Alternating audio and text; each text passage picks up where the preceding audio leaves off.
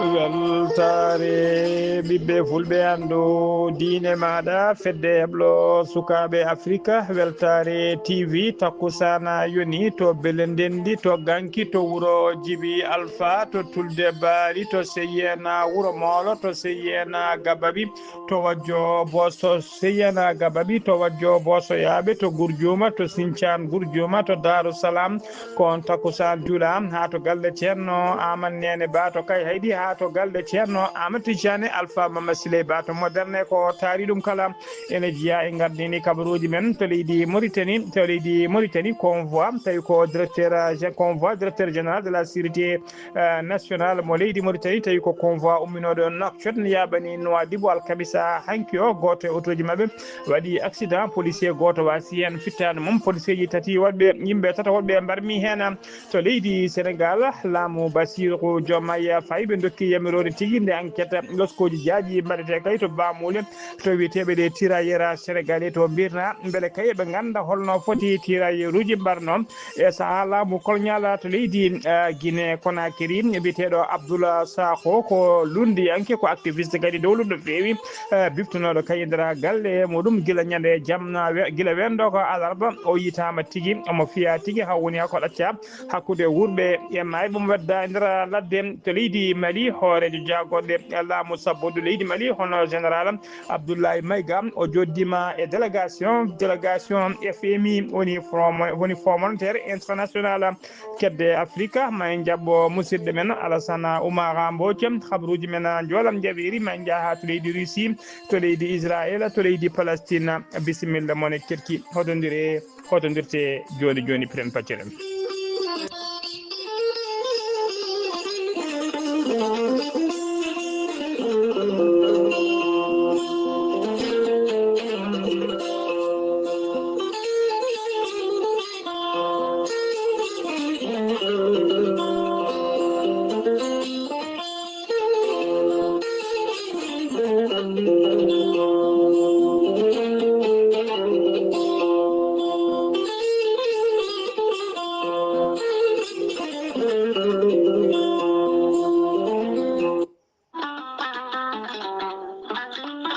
Kawis eki leki gorelte ko haako moƴƴo iwru ko tokkordinnooro gorelte ko kawis wonande ɓen jogiiɓe yoga e ñabbuji kolliti jiitima heen koye mumena gorelte ko haako sa itti ko jamireɗa a waɗi ndiyam ngulɗam aɗa yara aɗa yiito cellal ɓandu maɗa gorelte ko haako iwata ko tokkordinnooro ari ko wallude e safrude ha moni kala yiito hen hoore muɗuma gorelte an joguiɗo AVC cardiaque ƴiƴam dogata e ɗaɗi mum ɓandu jaaɗoru ɓandu wuloru neɗɗo joguiɗo sukara cholesterol ha tenti kadi e on neɗɗo mo nangata taare kala gorelte ko kawis ɓolo tan woni e muɗuma sa jokkodiri e muma ma yiito hoore maɗa ha mbiya alhamdulillah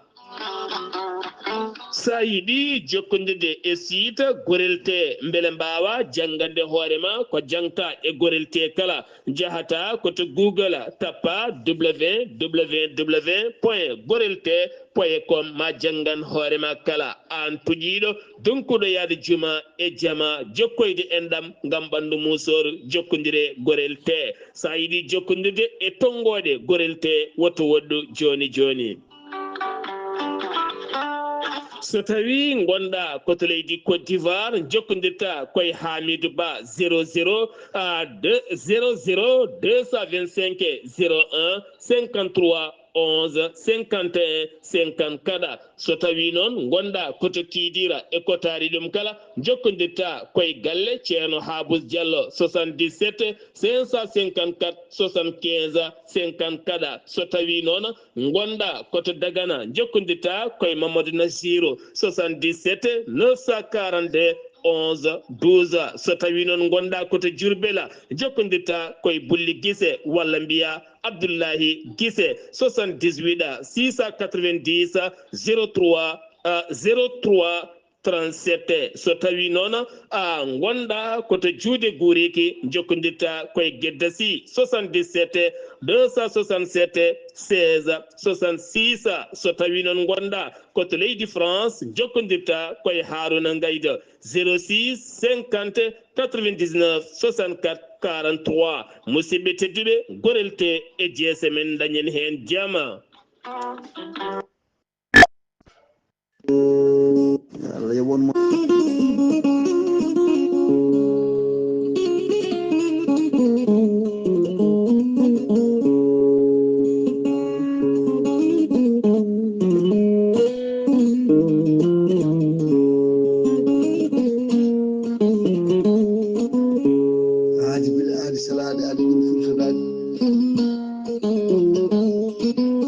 salade aadi ɓuuri fittude aadi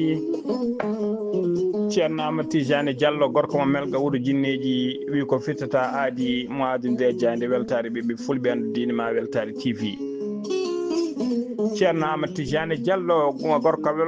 gorko mo melga wuuro jinneji ko wittiyanke leɗɗe safriyanke safruji fina tawa jaadindo ɓalwale danwal kala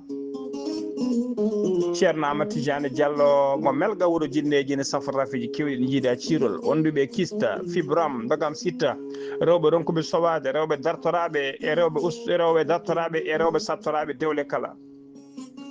gorko mo melga wuuro jinneji en yawran ɓe wonduɓe koyɗe musoje koyɗe guloje keceje musoje ɓalli ƴakkoji e ɓalli musoji kala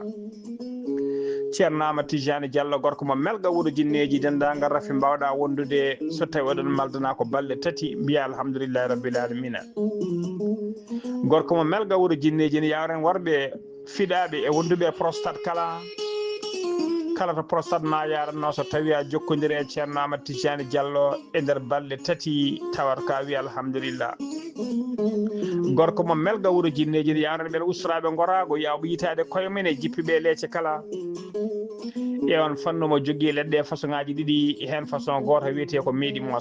moosa ko leɗɗe jarteɗe walla muuɗeteɗe a ƴetta ɗum joni joni moosa nofuru fannu goɗɗo o wiyete ko yeddi ƴeewa ko leɗɗe urateɗe awra ɗum joni mbiya alhamdoulillah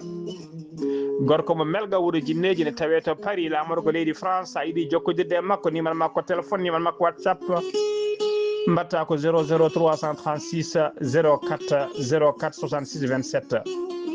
gorko mo melga wuuro jinneji base mum to tawe to Dakar en tawi ɗum miñi kono wiye ceerno Abdoulaye Diallo numéro mum 77 714 94 15 base makko kadi ne tawe to Nouakchott to leegal Samia ene huccite usine plâtre galle étage ne huccite usine plâtre ne tawe ɗon ɓiyi ko numéro mum téléphone mbatta ko 41 05 13 85 gorko mo melga wuuro jinneji gam hoybitande tawateɓe la polpolol dande maayo ɓe Mauritanie ɓe Sénégal base makko ene tawe to Dagana Mauritanie ha to Rosso Mauritanie kala ene tawi ɗon sehil makko ene wiye ceerno Amadou Dia gorko mo leeraɓe sa yiiɗi jokkodirde e mum numéro mum téléphone mbatta 77 537 79 28 ceerno Amadou Tidiane Diallo ko laaɓɗo reedu kommalaɗo woni mbadden danɗo faade makko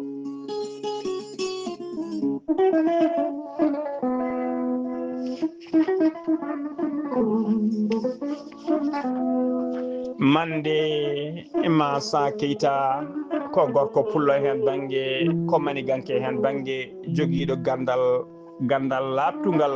gandal memotogal tawi kadi ko gandal jaadugal e nundal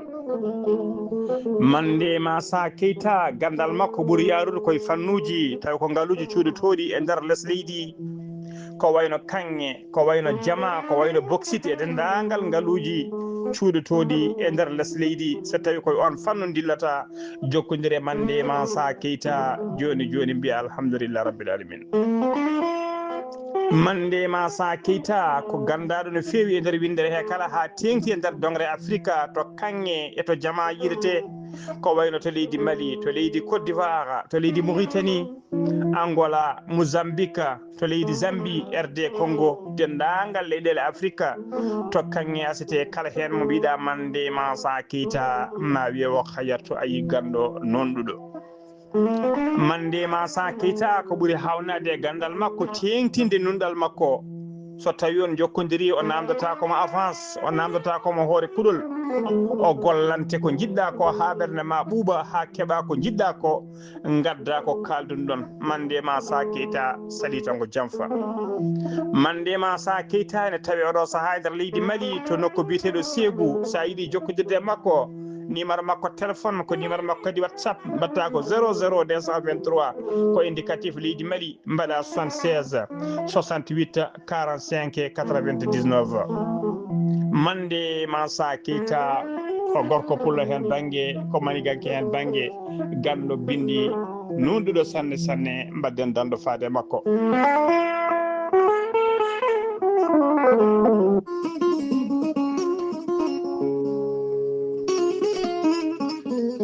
aadi bil aadi saladi aadi wuri firtude aadi ceerno Djiby Sy wi ko firtata aadi mo aadodiri e jande weltare ɓiɓɓe fulɓe andu diine maɗa weltare TV aadi bil aadi saladi aadi wuri firtude ceerno Djiby Sy ko gandu bindi laaɓaɗo leɗɗe jaadindo ɓalawale danwal kala nonduɗo sanne sanne malaɗo woni ceerno Djiby Sy ne safa rafiji kewɗi ɗi jiiɗa ciirol wonduɓe kista wonduɓe fibrom ndogam sitta ronkoɓe sowade wonduɓe cheydani sattoraɓe dewle ceerno Djiby Sy ene yawrata ɓen ustoraɓe goragu e yawɓe yitade koye mumen e on fannu ceerno Djiby Sy ne jogui leɗɗe wiyete ko muuɗa hirda ƴetta ɗum joni ala ha janggo ni jiiya hoyrema no hannirta ni ceerno Djiby Sy ene yawren ɓen ɓe arsigaji men kippi weddaɓe korte wonduɓe dabruji ceerno Djiby Sy ne jogui pegge usula pewnaɗe bawɗe neldede kala leydi e kala continent ko ɓeydoje arsigaji e pirtoji dabruji ceerno Djiby Sy ene tawe oɗo saaha joni to Nouakchott lamorgo leydi Mauritanie to legal netteka base makko to legal netteka kala jiɗɗo jokkodirde e ceerno Djiby Sy numéro makko téléphone mbatta ko 00 222 ko indicatif leydi Mauritanie mbaɗa 47 22 80 84 ɓen noddoɓe noon donc hebde ceerno Djiby Sy ko hewrede tan wona salade ƴettude aɗa wawi kadi ƴewde oɗo numéro ko mini ko kamɓe golloto wiyete ko ceerno Alassane Sy numéro mo mbatta ko 32 62 04 99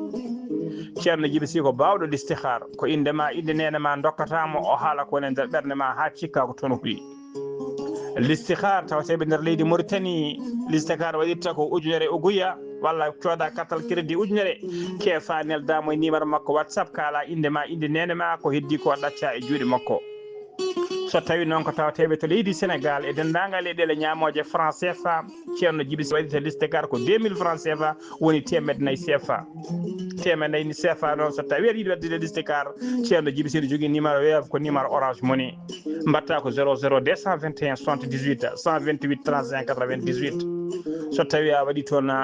neldamo par WhatsApp numéro maɗa e par numéro makko WhatsApp indema inde nene ma o haala ko woni nder ɓerde ma ha cikka o toon hoɗi ceerno Djiby Sy ko labɗo reedu ko maɗaɗo wone so tawi o yennama ka miskino safruma ha mbiya wen tawa hay ɓuuɗa yoɓani ceerno Djiby Sy ko newiɗo dendagal haaju mbawɗa jogade dendagal rafima no wawi fodde on ɓurodirta ujunnaji ɗiɗi CFA walla mbiyen ujunnaji jeegom uguya ceerno Djiby Sy ko labɗo reedu ceerno Djiby Sy ko malaɗo wone ko newiɗo sanne sanne mbadden dando faade ceerno Djiby Sy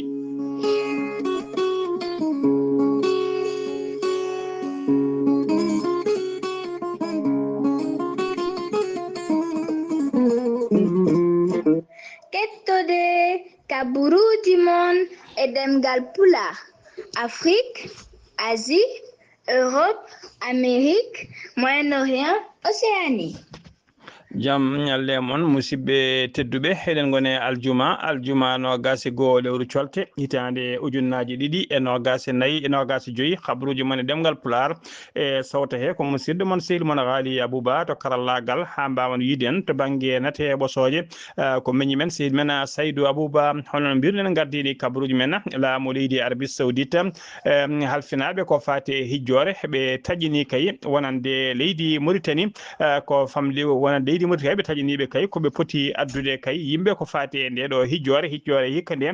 tawi ko 2025 hitande hikka nde noon ɓe kolliri tigui wonde leydi Mauritanie rokka tigui yeɓera yo addu ko ujunnaje 3.5 neɗɗo ko ministre noon des affaires islamique mo leydi Mauritanie hono Sidi Yahya Cheikhna Lemrabat kañum tigui ɓayyini oɗon kañum ɓayyini habaru o holliri noon tawi ko service d'état kañumen noon kerori kay ko ujunnaje ɗiɗo neɗɗo ko service ko laamu jeeyi ɗum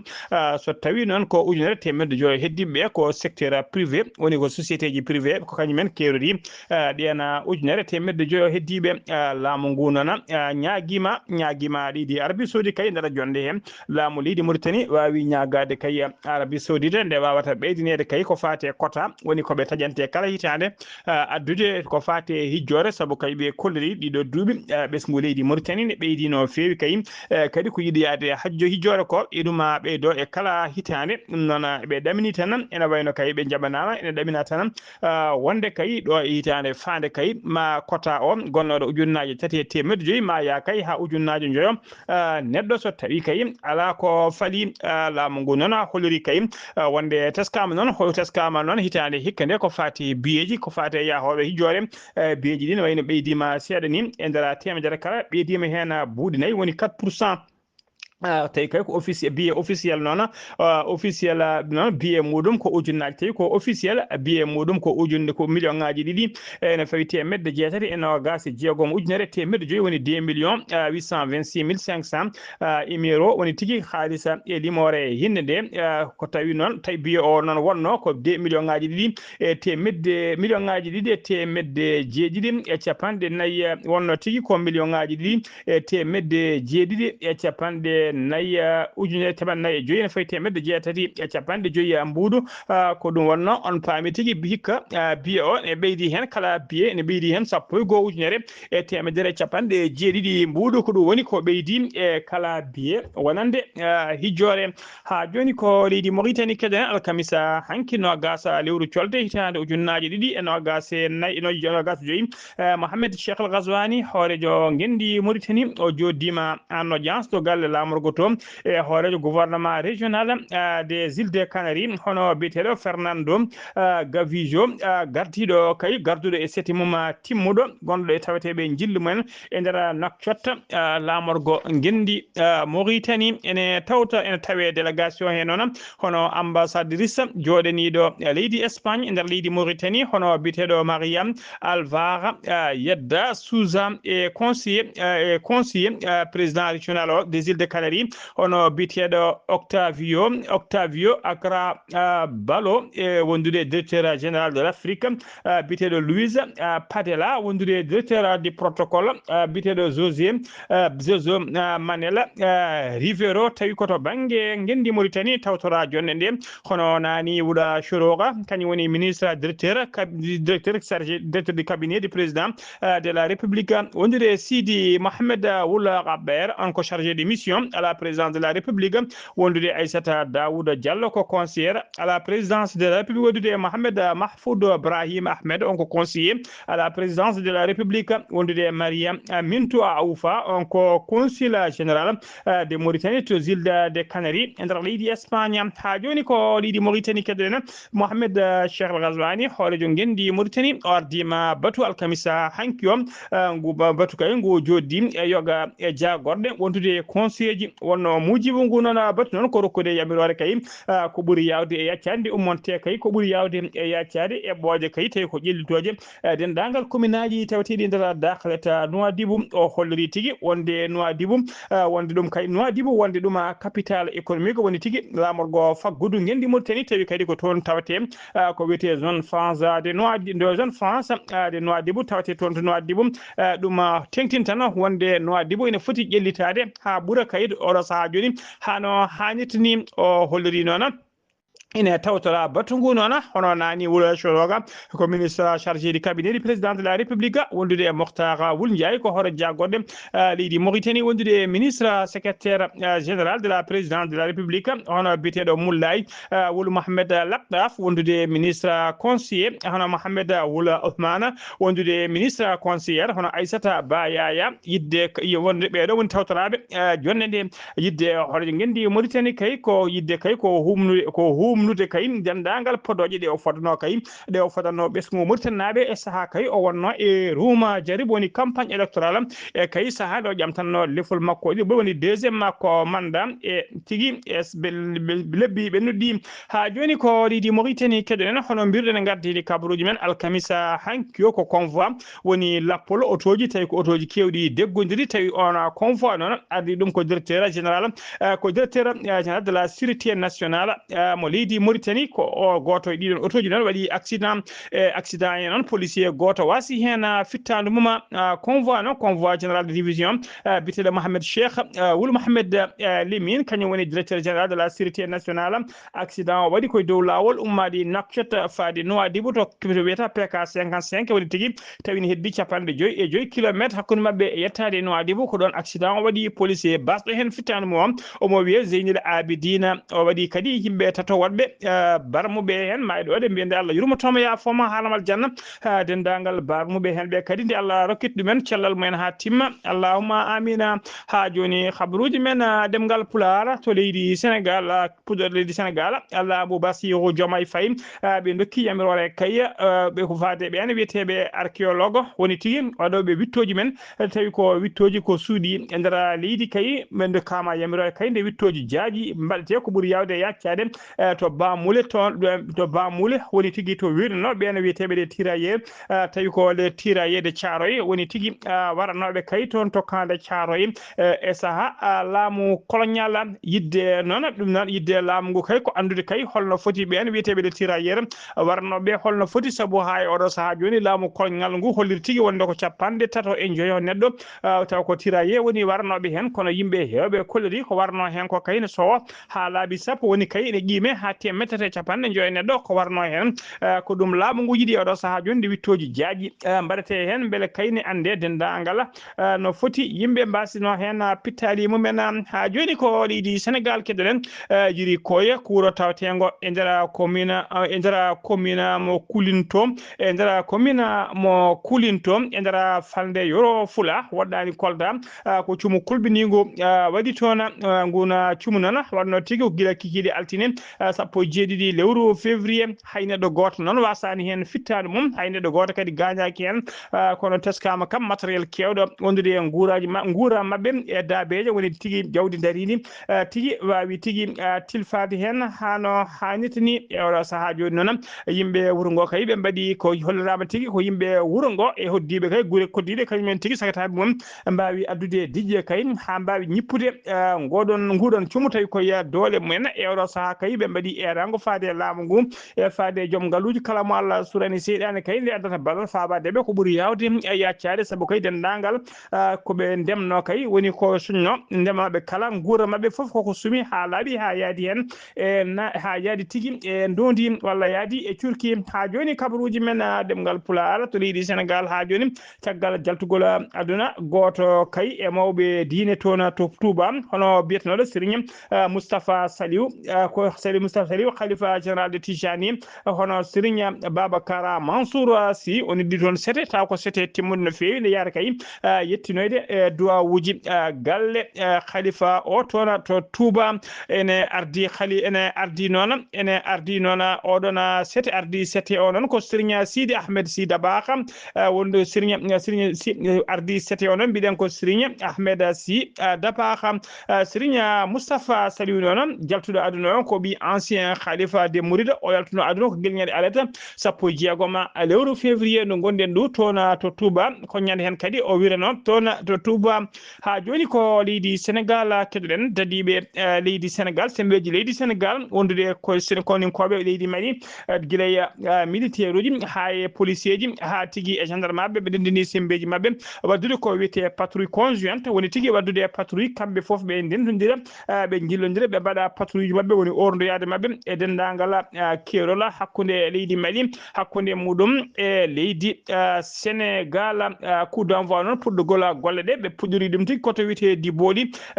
noon tawe nder leydi Mali hoɗɗani kidira tawi kadi ko dadi kadi tawi ko dadiɓe ɓe détachement d'unité de la zone militaire numéro 4 ɓe leydi Sénégal wondude e gendarmerie ɓe hinde garsi ko kañum tigui wondude e koninkoɓe leydi Mali ko kamɓe mbaddi oɗon patrouille woni mujibu patrouille noon ko yidde kay ɓeydu tekkinde nden ka e kisal haɓare tigui wat boniɓe e sasiyeɓe kay e kala saaha janguji baɗoji e kala saaha tawi koye kerol hakkude leydi ɗe ɗiɗi ha joni habaruji men demgal Pulaar to leydi Sénégal keddoren ha joni biteɗo Macky Amar ko ɓi joom ngaalu dowluɗo ɗo fewi nder leydi Mali on noon biyetenoɗo kay biyetenoɗo Ahmed Amar kanko Macky Amar on kanko tigui teeɓa tawi kadi o nanguira ko drok kewɗo no fewi o nanguira o nanga taw kadi teɓɗa ko tigui o tawa komo jogui drok omo nanguira noon e sehilaɓe makko ɗiɗo wonɓe kañumen woni ɓe nanguidno kanko Macky Amar noon o heeɓi fattan kay woppitede o heeɓi fattan woppiteɓe ɗiɗo ɓe o nanguidno noon ɓe goni Alimata Seck e Mamadou Lamira Diémé ɓen ɗiɗo noon ɓen keɓani oɗon fartange ha oɗo saaha joni tawi tigui e nder kasoji e mbadi mandade dépôt idino nanguede noon ko biteɗo Alimata Seck o noon caggal nde nanga kay nangano ko guila aleta ɓennuɗo o tawra noon komo jogui drogue seeɗa nde enquête waɗa e makko noon hollo tigui wonde oɗon drogue ko desnal kay resdimo ko biteɗo Macky Amar noon ɓooyani waɗa localisé e nder hôtel goto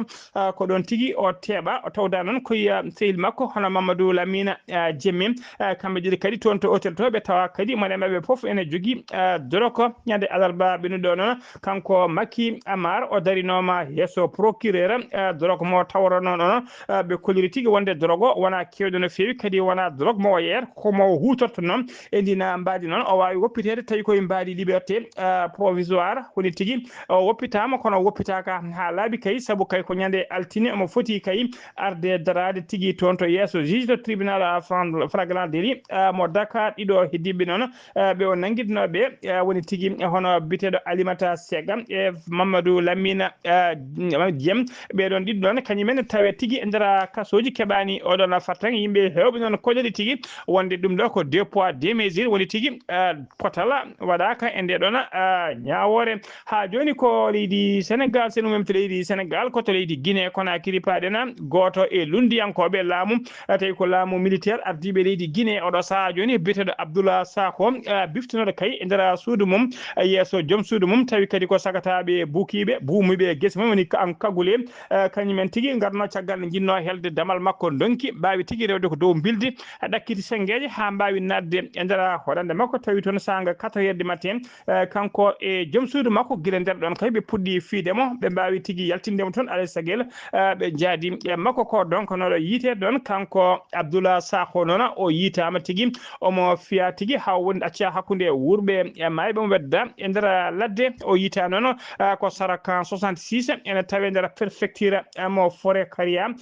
tawi kadi ɗum noon ko guila nanga noon o biftino ko guila ñande alarba ɓennuɗo ha joni habaruji men ɗemgal Pulaar sen ummima to leydi Guinée Conakry koto leydi Mali paɗena alkamisa hankino gas lewru colte 2025 général Abdoulaye Maïga kañum woni hoore jagoɗo laamu sabbodungu leydi Mali o bismima o joddima e nder bureau ji makko e délégation timmuɗo taw ko délégation ɓe FMI woni fonds monétaire international taweteɓe kay e jillu mumen e nder leydi Mali ɓe garno noon koye mbadi kay kaldigal woni négociation beele leydi Mali enen heeɓa fartan kay hebde ko wiyete FCR woni facilité de crédit rapide woni tigui newnanede kay jawgol hebde ñamade ardi oɗon sete noon ko Alhusseini Sanou kañum woni ministre des finances et de l'économie mo leydi Mali woni arde wondude chef délégation FMI noon ko biteɗo Monti Mlacia kañum tigui woni gardiɗo kañum woni chef tigui taw ko chef délégation mo FMI jewti ɗon peeje kewje noon ƴettama toon kay kaldigal manggal waɗama toon beele kay leydi Mali ne wawa hebde ñamade taw ko ɓuuri yawde ummade FMI hono Abdoulaye Maïga hoore jagoɗo cheikh Abdoulaye Maïga hoore jagoɗo holliri tigui weltare mum mawde no fewi e ndeɗo jonde kay ɗaminade kay ɓoyata wallata maɓe mbaw hebde ñamade taw ko ñamade ɓurde yawde no leydi Mali ɓeydotiri cigui jellotirade ha joni ko leydi Mali kedoɗen Oumar Fane ko parent élève o nanggama noon omo nangganoma omo sokama kay o sokanoma e mbadi garde à vue guila ñande 15 lewru février hitande ujunnaje ɗiɗi e nogas joyi to commissariat de police mo AC 2000 ɗo AC 2000 kañum woni ex 4e arrondissement ko censeur noon goto woni tigui goto e professeur jangguinoɓe oɗon lycée biteɗo lycée Mamadou Sara mo Bamako ko ono fino kay o hefti cektude auto muɗum caggal ɗum noon ko on tigui portoyimo plainte on mo fino noon portoɗon plainte o wiyete ko Abdoulaye Guindo on noon caggal kay nde o fina ɗum holirno hen mette mum no fewi ha dendagal jangguinoɓe oɗon lycée kala natino e tikkere hofgo juuɗe ngo balɗe ɗiɗi woni ñande 17 e 17 lewru février gonɗen ɗo caggal nde ɓe fotti plainte noon oɗon biteɗo Oumar Fane o wawi tigui nanguede waɗede tigui e mbadi garde vie ha joni habaruji men ɗemgal Pulaar to leydi Mali ha joni keɗoɗen général Abdoulaye Maïga kañum woni hoore jagoɗɗe laamu sabbude leydi Mali o joddima e délégation timmuɗo tawi ko délégation mairie mo Bamako ɗum waɗi ko alkamisa hanki nogas lewru colte hitande ujunnaje ɗiɗi e nogas joyyi addi délégation noon woni mujibu jonde nde noon ko délégation woni gal délégation mairie ndi ko yidde kay holludemo e ɓooje jeegom ɓeɓe jogini kay ko faati e wuuro Bamako ngo beele wuuro ngo ne ɓeydo ƴellitade ko yaade jamanu hano hannitini projet ji ɗo noon tawe hen kay ene tawe fannuji kewɗi no fewi tawi kadi ko ƴellitoje wuuro Bamako ngo ko wayno transport woni tigui wadde ko wiyete train intelligent et gestion des déchets woni tigui ko fati e pittugol e toppitogol defgol balisaji e kala saaha e nder Bamako e ko wayno tigui ko wiyete pewnirgol laabi e ko wayno éclairage public woni tigui pewnirgol lampaji tawi ko lampaji public wondude tigui e mahatugol jeeye woni jeereji ɗi ha mbawa tigui hesɗitide eɗe mbatte jeereji keesi woni jeehe keese e gueɗe baɗe noon foof noon ko projet ji kay ƴellitoji kañum ƴellitoji Bamako lamorgo Bamako lamorgo leydi Mali kanko général Abdoulaye Maïga hoore jagoɗe holliri hen weltare makko mawde no fewi ɗeɗon eɓɓoje holliri kay so tawi ɗen eɓɓoje mbawi latade ma tigui Bamako ma waylu mbadi wuuro ngo ma ngaddugo yaada e jamanu hano hanniti holliri kadi wonde laamu ngu ne paari e kala saaha ɗoftodirde wallodirde mairie ndi kay ha wuuro ngo wawa ƴellitade hano hannitini ha joni ko leydi Mali keɗoɗen état major général des armées mo leydi Mali ɓayini communiqué mumen alkamisa hanki nogas lewru colte hitande ujunnaje ɗiɗi e nogas e joyyi hollirde kay wonde ɓe laaɗe mabɓe diwaje mbaɗi bombardé e pelle joguitiɓe tawateɓe kay e nder fande jeeni e nder région de Mopti ɓe toɓɓi noon ko ɓe toɓɓi ko wannoɓe janguji mumen kay e civil en to nokku biteɗo Suga Marka waɗɗani wuuro tawtengo kay capantati e jeegom kilométre to banggue Worgo ɓaƴo hirnangue jeeni e nder commune mo Bandeya kafo fama noon holli tigui wonde ko famdi kala ɓe mbari fodde sagataɓe nogas tawi ko wonnoɓe convoi mumen dow motoji ɓe mbawi kadi bonnandeɓe matériel kewɗo no fewi ha joni habaruji men ɗemgal Pulaar to leydi Mali ha joni keɗoɗen ñande talata 16 lewru février hitande ujunnaje ɗiɗi e nogas joyi ko sagataɓe joguitiɓe kay mbaɗi jangu mumen e poste mo douane tawateɗo to nokku wuuro witenego Kouri fama noon holliri tigui wonde heeɓi kay fartaŋe riwtude ɓen wat boniɓe yinnoɓe wadde nguɗon jangu nguɗon wonno tigui ko hakkude sanga 5 heures fayi 6 heures woni tigui adi salatu seeɗa ko nden jangu ngu wanno chauffeur camion goto noon barmi hen e junggo tawi ko junggo barmina hono no holliri communiqué o jangu ngu kadi waɗi ko balɗe seeɗa tan caggal kayde afano toon base militaire kesso taw nokku biteɗo Bugoni tawateɗo e dow lawol woni axe l'axe kay ummade Kouri faade Kucala ha joni habaruji men ɗemgal Pulaar kedde Afrique jabboɗen ko musidɗo men sehili men Alassane Oumar Mbodj gorko mo Saran Dogo Alassane Oumar Mbodj salminama juurama en calmitima Ghali Abouba en calmini dendagal hettiyankoɓe Ayawo TV habaru men ɓurtintude e dongre Afrique e ñalawma hande o puɗɗoɗen ko leydi Côte d'Ivoire de ene wayno toyi toon ko honkoɓe leydi hono France mbawi tottidde honkoɓe leydi taw koto Côte d'Ivoire ka moɓe gonno o noddirtoɗo port à boye ɗum ne oɗo saaha de kay inde nde wawi hono waylede ko noddite oɗo saaha ko Thomas Tanket Ouattara ko on wonde gadano meɗo wonde chef état major e nder gendi mabɓe Maroc police mabɓe wi wonde ñande jeslare 19 lewru ɗum gon ɗum ɓe nangi fodde yimɓe 11 e nder guure 9 e nder leydi ndi jogiiɓe duuɓi 16 ha duuɓi 40 ɓe gollotono noon koye e ɓen waɗa boniyankoɓe islamiyankoɓe koɓe heblanoɓe ngam kay wadde kay gueɗe kay kaltodirɗe e nder gendi ndi RDC Congo toon de ene wayno e oɗo saaha toon to wuuro Bukavu ɓe goni koye koccude toon ɗen kaɓɓirɗe kay goppaɗe to taw woppi ɗum ko taw kadi ko horiyankoɓe leydi taw kadi ko RDC Congo caggal kay nde M23 jaggi wuuro ngo hetti wuuro ngo ɗum noon ɓe jalti wuuro ngo e oɗo saaha noon ɓe goni noon koye koccude ɗen kure kaɓɓirɗe foof ɓe kocca ɗum e nder wuuro ngo kala ɗum no sukaɓe nenen ene kocca ɗen kaɓɓirɗe Gabon toon de ene wayno dey ɓen liggoɗoɓe toon e poste jalti boowal ngam hollude météo mumen wonno kay ko ñande alarba 19 lewru colte ujunnaje ɗiɗi e nogas e joyyi ngam wiide kay no poste o woniri ni wona hunde kay jaadino no feewi taw kadi no gollote ni no yeɓɓirte ni ala hen foof ko feewi hen ɗum noon nde ɓe jalti boowal nde hayni police o rokkiɓe taw kadi kono wellitare e wadde kay taw kadi ko seppoji mabɓe e wasdeɓe hebde kay koppareje mabɓe woni salaruji mabɓe ɗum noon jaggogal ngal ko fatti kay e bayyinago wi wonde ma waw yobdeɓe kay koppareje mabɓe tuggi taw kadi ko lewru sino woni janvier ujunnaje ɗiɗi e nogas joyyi ɗum noon ɓe mbi ɗum noon yonaniɓe alay saago kay ɓe mbaɗane kamɓene taw poste o fewnite gueɗe ɗe ndemani lawol ɗe deftine hono lawol haɗum wawa yubde e oɗo saaha noon maɓe mbawa koye artude e golle mabɓe ɗum noon ko ɗon ɓe jowodiri e oɗo saaha ene waɗi kadi Abouba ko ɗum ɗo tungguɗen e dogre Afrique e ñalawma hande o taw wonno koye darde musidɗo moon Alassane Oumar Mbodji gorko mo Sandogu ngam weltare Ayawo TV. Alassane Oumar Mbodji gorko mo Sarandogo yimɓe ɓe noon toñima denden ɓe toñima mbi ko mbiyata sellani ko fof ka janoɗo Sarandogo taw koy nawma toon ko ƴakkoyde ñiire habaruji men ɗemgal Pulaar habaruji men jolam jabiri koto leydi Russie puɗɗoɗen aljuma hande nogas go lewru colte 2025 armée leydi Russie laamu ngu ɓe kolli tigui wonde ɓe tetti guure ɗiɗi e nder leydi Ukraine ɗen guure noon e oɗo saaha joni garti tigui e juuɗe mabɓe gatti e jimadi koninkoɓe leydi ndi e guure ɗiɗɗi noon e tawe tigui e nder région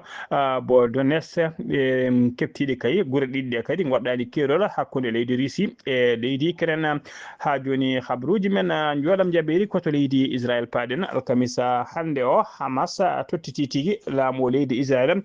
goskiji nayyi mayɓe tawi ko goskiji